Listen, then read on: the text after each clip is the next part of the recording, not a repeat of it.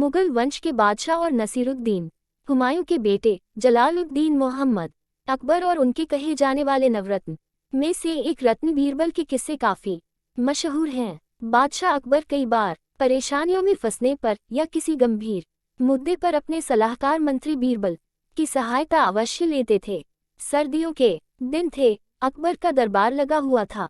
तभी फारस के राजा का भेजा एक दूत दरबार में उपस्थित हुआ। राजा को नीचा दिखाने के लिए फारस के राजा ने मोम से बना शेर का एक पुतला बनवाया था और उसे पिंजरे में बंद करके दूत के हाथों अकबर को भिजवाया और उन्हें चुनौती दी कि इस शेर को पिंजरा खोले बिना बाहर निकाल कर दिखाएं। बीरबल की अनुपस्थिति के कारण अकबर सोच पड़ गए कि अब इस समस्या को कैसे सुलझाया जाए। अकबर ने सोचा कि अगर दी हुई चुनौती पार नहीं की गई तो जग हसाए होगी। इतने में ही परम चतुर ज्ञान गुणवान बीरबल आ गए और उन्होंने मामला हाथ में ले लिया। बीरबल ने एक गरम सरिया मंगवाया और पिंजरे में कैद मोम के शेर को पिंजरे में ही पिघला डाला। देखते देखते मोम पिघलकर बाहर निकल गया।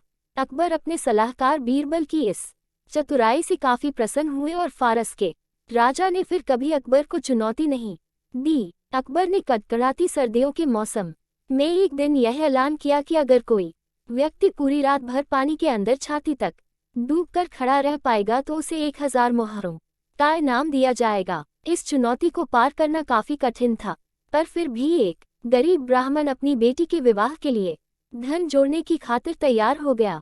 जैसे तैसे करके उसने कांपते ठिठुरते रात निकाल ली और सुबह बादशाह अकबर से अपना अर्जित इनाम मांगा। अकबर ने पूछा कि तुम इतनी सर्द रात में पानी के अंदर कैसे खड़े रह पाए।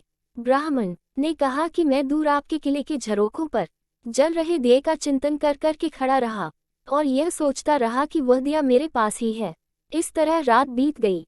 अकबर ने ये सुनकर तुरंत इनाम देने से माना कर दिया और ये तर्क दिया कि उसी दिए की गर्मी से तुम पानी में रात भर खड़े रह सके, इसलिए तुम इनाम के हकदार नहीं। ब्राह्मण रोता हुआ उदास होकर चला गया। बीरबल जानता था कि ब्राह्मण के साथ यह अन्याय हुआ है। उसने ब्राह्मण का हक दिलवाने का निश्चय कर लिया। अगले दिन अकबर और बीरबल वन में शिकार खेलने चले गए।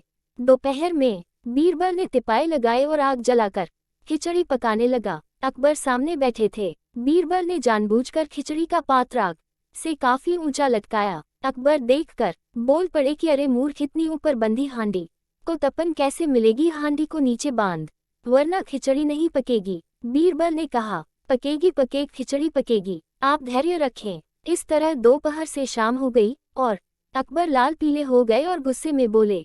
तब बीरबल ने कहा कि अगर इतनी सी दूरी से अग्नि खिचड़ी नहीं पका सकती तो उस ब्राह्मण को आपके किले के झरोखे पर जल रहे दिए से ऊर्जा कैसे प्राप्त हुई होगी? यह सु नकर अकबर फौरन अपनी गलती समझ जाते हैं और अगले दिन ही गरीब ब्राह्मण को बुला कर उसे 1000 मोहरे दे देते हैं और भरे दरबार में गलती बताने के बीरबल के इस तरीके की प्रशंसा करते हैं।